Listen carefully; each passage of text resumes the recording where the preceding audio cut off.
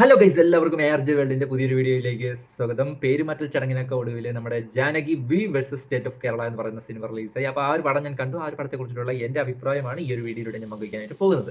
അപ്പോൾ നമ്മുടെ fire brand SGയെ കാണാം എന്നുള്ളൊരു പ്രതീക്ഷയിൽ, അത്യാവശ്യം പ്രതീക്ഷയൊക്കെ വെച്ചിട്ട് തന്നെയാണ് ഞാൻ ഈ ഒരു പടം കാണാനായിട്ട് തിയേറ്ററിലേക്ക് പോയത്. ഇതിന്റെ ടീസറും ട്രെയിലറും ഒക്കെ കണ്ടെടുത്തോളം ഒരു കോർട്ട് റൂം ഡ്രാമ തന്നെയാണ് പ്രതീക്ഷിച്ച് ഞാൻ കയറിയത്. എന്നിരുന്നാലും നമ്മുടെ വക്കീൽ വേഷത്തിൽ ഒരുപാട് നാൾക്ക് ശേഷം വരുന്ന SGയെ കാണാനായിട്ടും ആ ഒരു ഫയർ ബ്രാൻഡ്, അങ്ങനെ തന്നെ പറയാം, ആ ഒരു അത്തരത്തിലുള്ള ഒരു മാസ് പ്രകടനം കാണാനായിട്ട് തന്നെയാണ് ഞാൻ തിയേറ്ററിലേക്ക് പോയത്. ശരിക്കും പറഞ്ഞാൽ ആ ഒരു കാര്യത്തിൽ എനിക്ക് സന്തോഷമുണ്ട്. ഞാൻ ശരിക്കും ഒരു ലാലേട്ടൻ ഫാൻ ആകുന്നതിന് മുമ്പ് തന്നെ ഒരു സുരേഷ് ഗോപി ഫാൻ ആയ ആളാണ് ഞാൻ. ശരിക്കും പറഞ്ഞാൽ ഞാൻ കുട്ടിക്കാലത്ത് നമ്മുടെ കമ്മീഷണർ, സത്യമേവ ജയതേ, ജനാധിപത്യം, അതേപോലെ ഏകലവ്യൻ, FIR ഒക്കെ എന്ന് ടി വിയിൽ വന്നാലും മുടങ്ങാതെ കരഞ്ഞ് നിലവിളിച്ചിട്ടായാലും, പണ്ടൊക്കെ നമ്മുടെ അച്ഛനും അമ്മയൊക്കെ ടി വി കാണുന്നതിൽ നിന്ന് ടി വി കാണുന്ന എന്തോ വലിയ അപരാധം എന്ന രീതിയിൽ നമ്മളെയൊക്കെ ഓടിച്ചു വിടത്തില്ലേ, പഠിക്കത്തില്ല എന്നൊക്കെ പറഞ്ഞിട്ട്.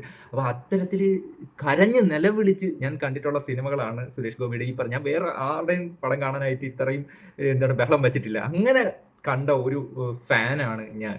അപ്പോൾ അത്തരത്തിലുള്ള ഒരു ഫയർ ബ്രാൻഡ് ആയിട്ടുള്ളൊരു SGയെ പിന്നെയും ഇനിയും കാണാൻ കഴിയണം എന്നുള്ളൊരു ആഗ്രഹം എനിക്കുണ്ട്. അപ്പോൾ അങ്ങനെ ഒരു ഫയർ ബ്രാൻഡ് SGയെ ഈ ഒരു പടത്തിൽ കാണാം എന്നുള്ളത്, പ്രത്യേകിച്ച് വക്കീൽ വേഷത്തിൽ ഇതിനു മുമ്പ് ചെയ്ത പടം എന്ന് പറയുന്നത് നമ്മുടെ ചിന്താമണി കൊലക്കേസാണ്. അതിനുശേഷം ഒരു വക്കീൽ വേഷത്തിൽ വരുന്ന ഒരു സിനിമയാണ് Janaki V versus state of Kerala എന്ന് പറയുന്ന പടം. അപ്പോൾ അത്യാവശ്യം പ്രതീക്ഷയിൽ തന്നെയാണ് ഞാൻ ഈ ഒരു പടം കാണാനായിട്ട് പോയത്. ആ ഒരു കാര്യത്തിൽ എനിക്ക് സന്തോഷമുണ്ട്. ശരിക്കും പറഞ്ഞാൽ ഇതിനു മുമ്പ് ഇറങ്ങിയ സിനിമകളിലൊക്കെ SGയുടെ ഡയലോഗ് ഡെലിവറിക്കൊക്കെ എന്തോ ഒരു പോരായ്മ, ഒരു പഴയ ആ ഒരു ഗാംഭീര്യം ഇല്ലായ്മ. കാവല് കഴിഞ്ഞ് ഇങ്ങോട്ട് ഇറങ്ങിയ സിനിമകളിലെല്ലാം അത്തരത്തിൽ ഭയങ്കര പതിഞ്ഞ രീതിയിലുള്ള ശബ്ദത്തോടുള്ള ഒരു ഡയലോഗ് ഡെലിവറിയാണ് SGയുടെ ഭാഗത്ത് നിന്ന് കാണാനായിട്ട് സാധിച്ചിട്ടുള്ളത്.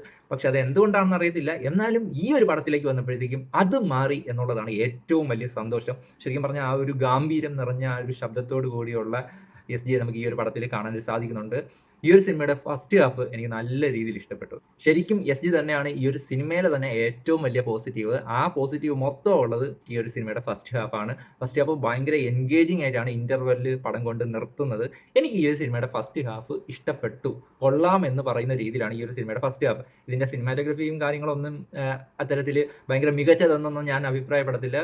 ചില സ്ഥലങ്ങളിലൊക്കെ ഒരു സീരിയൽ ലെവൽ മേക്കിംഗ് എന്നൊക്കെ നമ്മൾ പറയത്തില്ലേ, ആ ഒരു രീതിയിലുള്ള മേക്കിംഗ് ഒക്കെയാണ് ഈ ഒരു സിനിമയിൽ ഉടനീളം ഉള്ളത്. ഒരു നോർമൽ രീതിയിലുള്ള, ശരിക്കും പറഞ്ഞാൽ Jeethu Joseph style of making ഇല്ലേ, നമുക്കറിയാമല്ലോ. ഇപ്പം ദൃശ്യമായാലും ഒരു ക്യാമറ സിനിമാറ്റോഗ്രഫി എന്നുള്ള രീതിയിൽ എടുത്ത് പറയാൻ പറ്റുന്ന സിനിമകളായിട്ട് എനിക്ക് തോന്നില്ല. അപ്പോൾ അത്തരത്തിലുള്ള ഒരു കോർട്ട് റൂം ഡ്രാമയ്ക്ക് വേണ്ടിയിട്ടുള്ള തരത്തിലുള്ള ഒരു സിനിമാറ്റോഗ്രഫിയും കാര്യങ്ങളൊക്കെയാണ് ഈ ഒരു സിനിമയ്ക്ക് ഉപയോഗിച്ചിട്ടുള്ളത്. അപ്പോൾ ഇതിനകത്ത് ഏറ്റവും പോസിറ്റീവായിട്ട് എനിക്ക് തോന്നിയിട്ടുള്ളത് നമ്മുടെ SGയുടെ പെർഫോമൻസ് തന്നെയാണ്. ഫസ്റ്റ് ഹാഫിൽ അല്ലെ, തുടക്കം മുതൽ ഫസ്റ്റ് ഹാഫിൻ്റെ ആ ഒരു ഇന്റർവൽ ടൈം വരെ പൊളിച്ച്. SG ആയാലും ഈ ഒരു സിനിമയിലെ ഫീമെയിൽ ലീഡ് ചെയ്തിരിക്കുന്ന അനുപമയുടെ ആ ഒരു പെർഫോമൻസ് ആയാലും നല്ല കിടിലനായിട്ട് വന്നിട്ടുണ്ട്. ഇവർ രണ്ടുപേരുമാണ് ഈ ഒരു സിനിമയിലെ പോസിറ്റീവ്സ്. പിന്നെ ഈ ഒരു സിനിമയുടെ ഫസ്റ്റ് ഹാഫ്.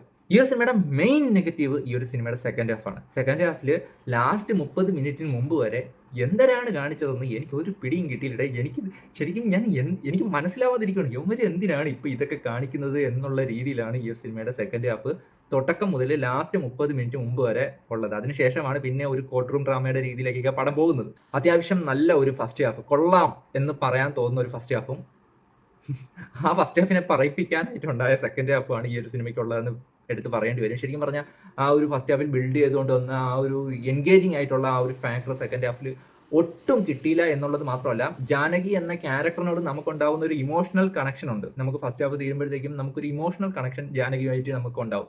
പക്ഷെ ആ ഒരു ഇമോഷണൽ കണക്ഷനെ എടുത്ത് ദൂരെ കളഞ്ഞിട്ട് ഏത് ജാനകി എന്ന് ചോദിക്കുന്ന രീതിയിലാണ് ഈ ഒരു സിനിമയുടെ സെക്കൻഡ് ഹാഫ് കൊണ്ടുപോയിട്ടുള്ളത്. ശരിക്കും പറഞ്ഞാൽ ലാസ്റ്റ് 30 മിനിറ്റ് അവിടത്തേക്ക് എത്തിക്കാൻ വേണ്ടി പണം ഇട്ടങ്ങ് വലിച്ചഴച്ച് നീട്ടി വച്ചിട്ടുണ്ട് ഈ ഒരു സിനിമ. അപ്പം ഈ ഒരു സിനിമയുടെ ആ ഒരു ലാഗ് ഫാക്ടർ, അതേപോലെ തന്നെ ഓഡിയൻസുമായിട്ട് എന്നിലെ പ്രേക്ഷകന് സെക്കൻഡ് ഹാഫിൽ എന്താണ് നടന്നതെന്ന് ഞാൻ ഇങ്ങനെ നോക്കിയിരിക്കും, എന്തുവാ ഇവർ കാണിക്കുന്നതെന്ന്. അത്തരത്തിലാണ് ഈ ഒരു സിനിമയുടെ സെക്കൻഡ് ഹാഫ് വന്നിരിക്കുന്നതായിരിക്കും എനിക്ക് പേഴ്സണലി ഫീൽ ചെയ്തിരിക്കുന്നത്. പിന്നെ ലാസ്റ്റ് ഒരു 30 മിനിറ്റ് ഓക്കെ, അത്യാവശ്യം ആ ഒരു കഥയുമായിട്ട് നമുക്ക് മനസ്സിലാവുന്ന രീതിയിൽ ചെയ്തു വച്ചിട്ടുണ്ട്. എങ്കിലും ഒരു സ്ഥിരം ടേംപ്ലേറ്റ് വന്നിട്ടുള്ള ഒരു സിനിമയാണ് Janaki versus state of Kerala. ഒറ്റക്കൊമ്പനൊക്കെ മുമ്പായിട്ട് SGയുടെ ഒരു ആക്ഷൻ സീക്വൻസ് ഒക്കെ ഈ ഒരു പടത്തിൽ വന്നിട്ടുണ്ട്. അത്യാവശ്യം SG ഫാൻസിനൊക്കെ ഇഷ്ടപ്പെടുന്ന രീതിയിൽ തന്നെയാണ് ആ ഒരു സംഭവം ചെയ്തു വച്ചിരിക്കുന്നത്. എനിക്ക് ഇഷ്ടപ്പെട്ടു. പക്ഷേ ഈ ഒരു കോർട്ട് റൂം ഡ്രാമ പോലെ വെക്കൊണ്ടിരുന്ന ഒരു സിനിമയിലേക്ക് അത് വന്നപ്പോഴത്തേക്കും രണ്ട് സിനിമ പോലെ ഒരു ഫീലൊക്കെ ഉണ്ടായി. എന്നാലും അത്യാവശ്യം SG ഫാൻസിനൊക്കെ ഇഷ്ടപ്പെടുന്ന രീതിയിൽ ആ ഒരു ആക്ഷൻ സീക്വൻസ് ഒക്കെ എടുത്തു വച്ചിട്ടുണ്ട്. അങ്ങനെ മൊത്തത്തിൽ പറയുവാണെങ്കിൽ എല്ലാം കൂടെ ചേർന്നാൽ, ശരിക്കും പറഞ്ഞു കഴിഞ്ഞാൽ ഒരു സിനിമ അടിപൊളിയാണെങ്കിൽ നമുക്ക് അത് കിടിലമാണെന്ന് പറയാനായിട്ട് ഒന്നും പേടിക്കേണ്ട കാര്യമില്ല. അത് കിടിലമാണ്. ഇനിയിപ്പം സിനിമ മൊത്തത്തിൽ ഒരു വകയ്ക്ക് കൊള്ളത്തില്ലെങ്കിൽ കൊള്ളത്തില്ല എന്ന് പറയാനും പേടിക്കേണ്ട. അത് കൊള്ളത്തില്ല. പക്ഷെ ഇത് രണ്ടും കൂടെ ചേർന്ന് വരുമ്പോഴാണ് പണി പാളുന്നതും പ്രശ്നമാവുന്നതും. അപ്പോൾ അത്തരത്തിലൊരു സിനിമയായിട്ടാണ് എനിക്ക് Janaki versus state of Kerala, ഇതിപ്പോൾ സിനിമയുടെ കാര്യത്തിലല്ല, എന്ത് കാര്യത്തെക്കുറിച്ച് അഭിപ്രായം പറഞ്ഞാലും അങ്ങനെ തന്നെയാണ് കേട്ടോ. അപ്പോൾ അത്തരത്തിലുള്ളൊരു സിനിമ എന്ന് പറഞ്ഞാൽ നല്ലതുമുണ്ട്, എവിടെയൊക്കെയോ എനിക്ക് ദഹിക്കാതെ പോയ കുറേ കാര്യങ്ങളും ഒക്കെ ഉള്ള ഒരു സിനിമയായിട്ടാണ് എനിക്ക് ജാനകി വേഴ്സസ് സ്റ്റേറ്റ് ഓഫ് കേരളയിൽ ഫീൽ ചെയ്തിട്ടുള്ളത്. ശരിക്കും സെക്കൻഡ് ഹാഫിലേക്ക് വന്നപ്പോഴത്തേക്കും എസ് ജിയുടെ ആ ഒരു ഫൈറ്റ് സീക്വൻസിന് മുമ്പ് സുരേഷ് ഗോപിക്ക് തന്നെ ഒരു പവറില്ലാത്തൊരവസ്ഥയിലേക്ക് ആ ഒരു ക്യാരക്ടറിനെ കൊണ്ടുപോയി എന്നുള്ളതും ഈ ഒരു സിനിമയുടെ ഡ്രോബാക്ക് ആയിട്ട് തന്നെയാണ് എനിക്ക് തോന്നുന്നത്. അപ്പോൾ എന്തായാലും ആ ഒരു പഴയ ഫയർ ബ്രാൻഡ് ആയിട്ടുള്ള എസ് ജി ഒറ്റക്കമ്പനിലൂടെ അത് ഫുൾ പാക്കേജ് ആയിട്ട് തിരിച്ചു വരും എന്നുള്ള പ്രതീക്ഷയിൽ തന്നെയാണ് ഞാനുള്ളത്. ഈ ഒരു സിനിമയിലെ എസ് ജിയുടെ പെർഫോമൻസിൽ ഞാൻ 100% സാറ്റിസ്ഫൈഡ് ആണ്. പക്ഷേ സെക്കൻഡ് ഹാഫിലേക്ക് വന്നപ്പോഴത്തേക്കും ആ ഒരു ക്യാരക്ടറിനെ യൂസ് ചെയ്തത് അത് അത്രയ്ക്ക് നല്ലൊരു രീതിയിലായിട്ട് എനിക്ക് തോന്നിയില്ല. ആ ഒരു ക്യാരക്ടറിന് അത്രമാത്രം പവർ ഉണ്ടായിരുന്നു. പക്ഷേ ആ ഒരു പവർ സിനിമയിലേക്ക് കൊണ്ടുവരാനായിട്ട്, സെക്കൻഡ് ഹാഫിലേക്ക് കൊണ്ടുവരാനായിട്ട് സാധിച്ചില്ല എന്നുള്ളതാണ് ഈ ഒരു സിനിമയിലെ ഏറ്റവും വലിയ ഡ്രോബാക്കും. ആ ഒരു പഞ്ചില്ലായ്മ വന്നതും അവിടെയാണ് എന്നാണ് എനിക്ക് പേഴ്സണലി ഫീൽ ചെയ്തിട്ടുള്ളത്.